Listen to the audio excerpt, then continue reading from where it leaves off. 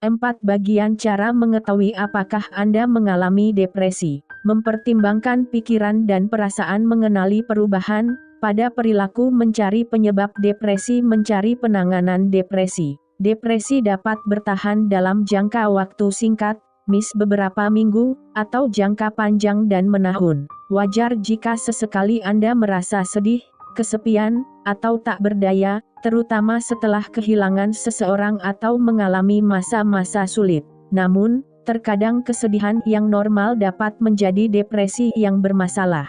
Jika tidak ditangani, depresi dapat tetap terjadi selama berbulan-bulan atau bertahun-tahun, dan bahkan mengancam jiwa. Bagian 1. Mempertimbangkan pikiran dan perasaan. 1. Perhatikan emosi dan suasana hati Anda. Depresi merupakan kondisi medis yang membuat otak tidak dapat mengelola emosi. Setiap orang memang terkadang merasa sedih, tetapi penderita depresi sering mengalami emosi-emosi tertentu atau gabungannya. Jika Anda merasakan emosi-emosi ini, atau emosi-emosi tersebut membuat Anda tidak bisa beraktivitas normal, penting bagi Anda untuk segera mencari bantuan. Beberapa emosi yang dirasakan saat mengalami depresi, diantaranya adalah kesedihan. Apakah Anda sering merasa sedih atau tidak bersemangat, kehampaan atau mati rasa? Apakah Anda sering merasa seperti tidak memiliki emosi sama sekali, atau kesulitan merasakan apapun, ketidakberdayaan? Apakah Anda pernah terdorong untuk menyerah, atau kesulitan melihat perbaikan dalam hidup? Apakah Anda menjadi sosok yang lebih pesimis sejak diduga mengalami depresi? Rasa bersalah. Apakah Anda sering merasa bersalah untuk alasan yang tidak jelas, atau setidaknya, alasan yang tidak signifikan? Apakah rasa bersalah tersebut tetap ada, dan membuat Anda sulit berkonsentrasi atau menikmati hidup? Ketidakberhargaan. Apakah Anda merasa tidak berharga? Kekesalan. Apakah Anda sering membentak orang lain atau bertengkar tanpa alasan yang jelas? Kesabaran yang pendek merupakan contoh perubahan suasana hati yang biasanya disebabkan oleh depresi, terutama di kalangan pria dan remaja. Rasa lesu. Apakah Anda sering merasa lelah, tidak bisa menyelesaikan pekerjaan sehari-hari atau berkonsentrasi, serta cenderung menghindari gerakan aktif? Ketidakmampuan memilih.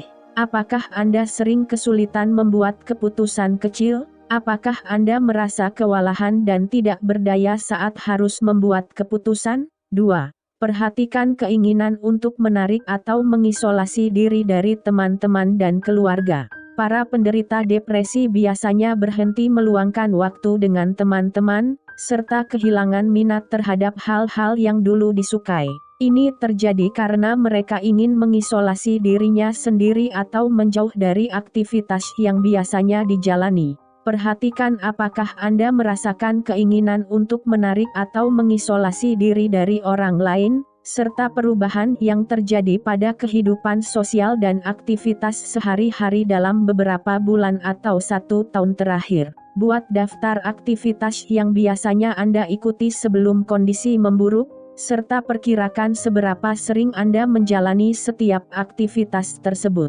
Dalam beberapa minggu ke depan, catat setiap kali Anda menjalani aktivitas tersebut, dan cari tahu apakah frekuensinya menurun secara signifikan. 3. Kenali keinginan untuk melakukan bunuh diri. Jika Anda merasa ingin melukai diri sendiri atau melakukan bunuh diri, penting bagi Anda untuk segera mendapatkan perhatian medis. Segera hubungi layanan darurat, seperti 118 atau 119. Beberapa indikasi yang menunjukkan kecenderungan untuk melakukan bunuh diri, diantaranya adalah berfantasi tentang melukai atau membunuh diri sendiri, memberikan barang-barang dan atau mengurus kematian sendiri, mengucapkan selamat tinggal kepada orang-orang, merasa terjebak atau beranggapan bahwa tidak ada lagi harapan, mengatakan atau memikirkan hal-hal seperti aku lebih baik mati saja atau orang-orang akan merasa lebih bahagia tanpaku, membuat perubahan cepat dari rasa tidak berdaya dan terkena menjadi rasa bahagia dan tenang. Bagian 2. Mengenali perubahan pada perilaku. 1. Perhatikan perubahan pola makan. Kenaikan atau penurunan berat badan secara tiba-tiba dapat menunjukkan beberapa masalah medis, dan meskipun depresi bukanlah penyebabnya, Anda tetap perlu berkonsultasi dengan dokter. Jika Anda merasa nafsu makan meningkat atau berkurang secara signifikan, pastikan Anda juga memberi tahu dokter mengenai hal tersebut. Perubahan pola makan dapat menjadi gejala depresi atau menandakan masalah lain. 2. Amati munculnya perilaku berisiko.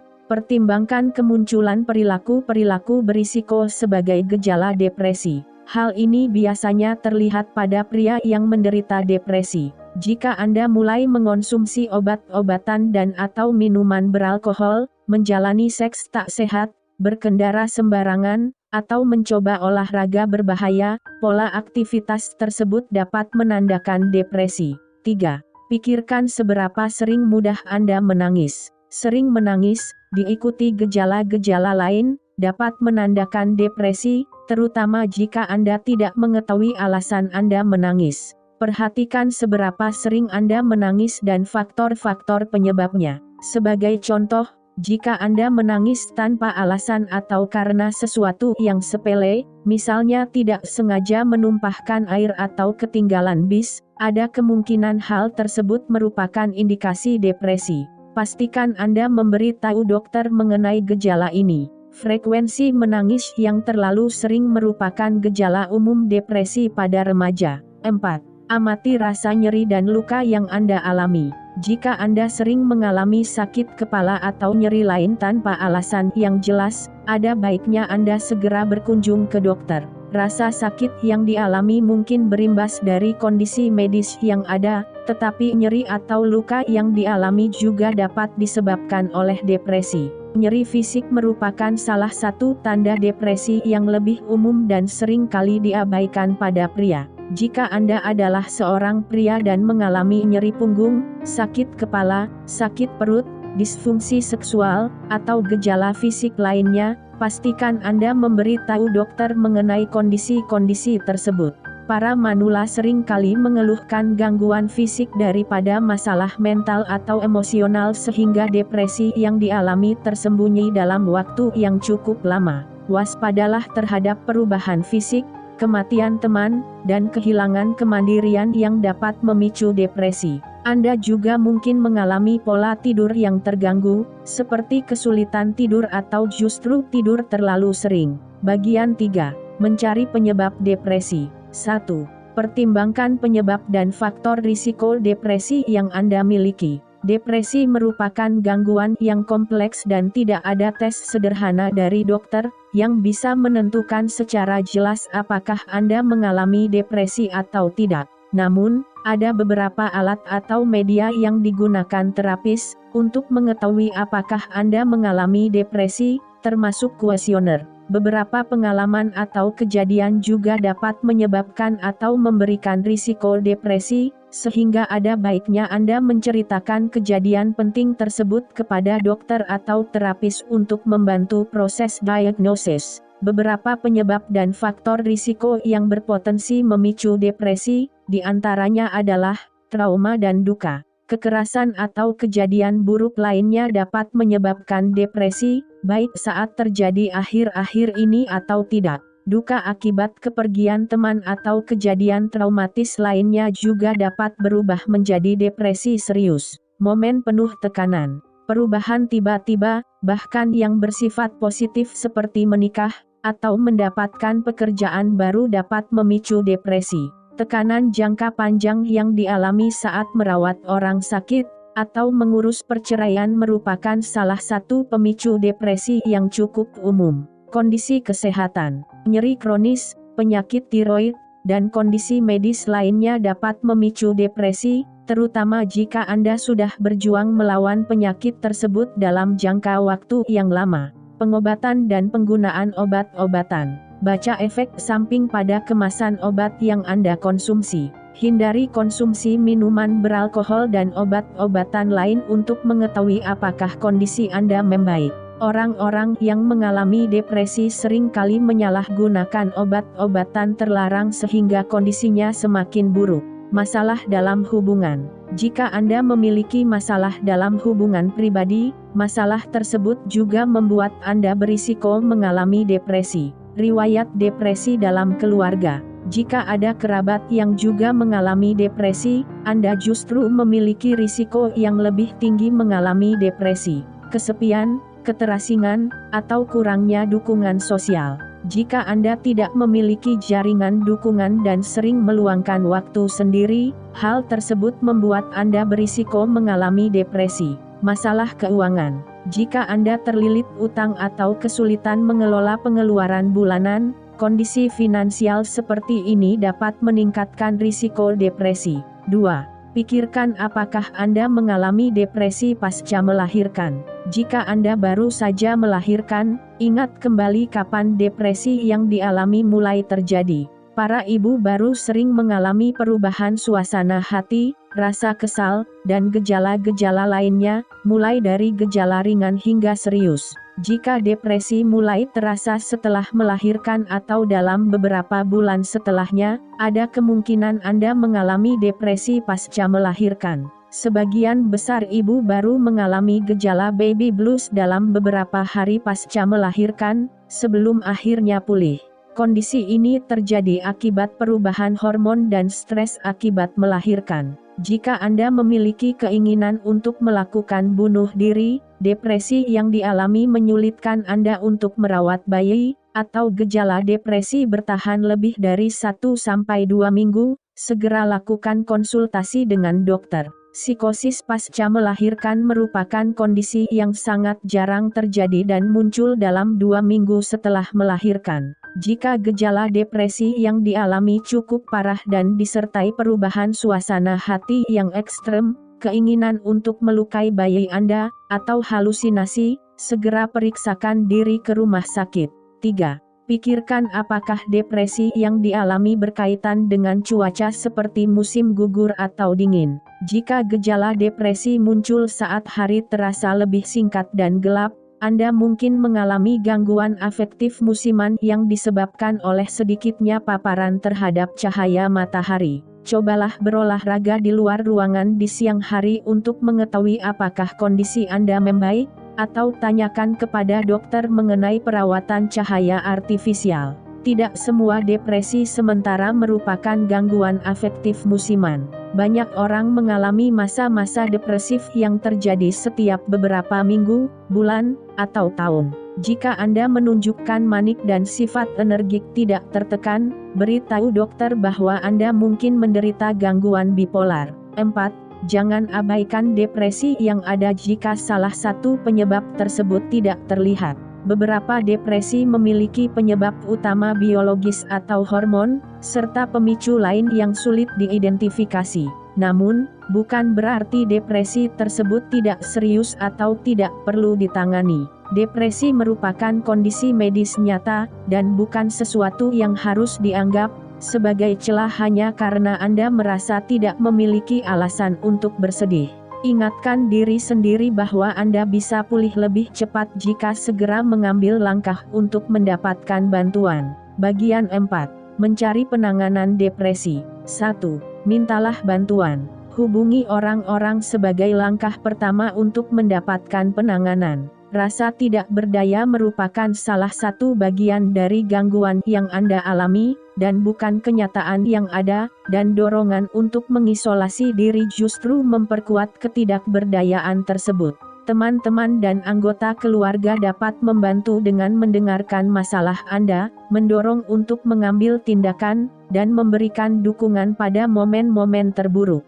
Jika Anda kesulitan beraktivitas atau pergi dari rumah, beritahu teman-teman bahwa Anda mengalami depresi. Minta mereka untuk tetap mengajak Anda mencoba aktivitas yang Anda sukai, meskipun Anda tidak selalu bisa melakukannya. Meminta tolong merupakan tanda kekuatan diri, dan bukan sebuah kelemahan. 2. Dapatkan diagnosis. Penting bagi Anda untuk segera berkonsultasi dengan dokter saat merasa mengalami depresi. Perlu diingat bahwa ada beberapa kondisi lain yang menyerupai depresi sehingga dokter perlu mengenalinya terlebih dahulu. Perlu diingat bahwa Anda bisa meminta pendapat lain, terutama jika dokter yang menangani Anda tampaknya tidak mau mendengarkan keluhan, atau tidak berfokus pada faktor-faktor yang Anda anggap paling penting. Dokter juga bisa merujuk Anda ke terapis atau psikiater. Dokter tidak selalu memberikan resep obat.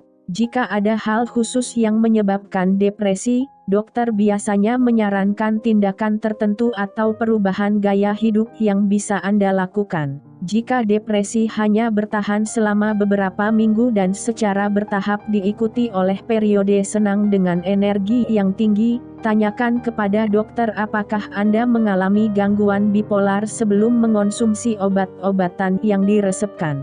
3. Ikuti terapi atau konseling. Ada beberapa terapis atau konselor yang bisa membantu Anda melewati masa pemulihan. Anda juga bisa mengikuti terapi kelompok atau grup dukungan. Mintalah rujukan dari dokter yang menangani Anda. Sebagai contoh, grup dukungan depresi dapat menjadi sarana yang bermanfaat. Selain itu, kelompok-kelompok lain seperti grup anti-alkohol atau anti-narkoba dapat menjadi pilihan yang tepat jika Anda menyalahgunakan minuman beralkohol atau obat-obatan terlarang untuk mengatasi depresi. 4. Konsumsi obat-obatan antidepresan. Setelah yakin dengan diagnosis yang diberikan dan mengambil langkah untuk melawan depresi, tanyakan kepada dokter apakah konsumsi obat-obatan dapat membantu. Dokter dapat memberikan resep antidepresan jika merasa bahwa masalah utama yang Anda miliki adalah gangguan kecemasan. Selain meredakan kecemasan, antidepresan juga dapat menangani depresi. Biarkan obat-obatan yang dikonsumsi bekerja. Jika Anda tidak langsung melihat efeknya setelah beberapa detik, atau tidak tahan dengan efek samping pengobatan yang dijalani, mintalah dokter memberikan obat-obatan yang lain. Perlu diingat bahwa pengobatan ini tidak didesain untuk jangka panjang. Obat-obatan yang diresepkan dapat meredakan gejala depresi, tetapi Anda mungkin perlu mencari bentuk penanganan lain seperti terapi agar bisa melihat peningkatan yang lebih signifikan. 5. Tangani penyebab depresi. Dengan mengatasi penyebabnya, Anda bisa menangani depresi secara efektif. Namun, ada baiknya Anda melakukannya dengan bantuan terapis. Saat bersedih, ceritakan duka yang dialami kepada teman-teman, keluarga, dan mentor. Cari konseling agar Anda bisa melewati momen duka yang ada. Anda juga bisa membeli lembar buku kerja yang dapat membantu melewati proses duka. Jika Anda baru saja mengalami perubahan besar dalam hidup, tentukan hal apa yang membuat Anda merasa tidak bahagia. Jika Anda pindah ke kota lain dan tidak mengenal siapapun,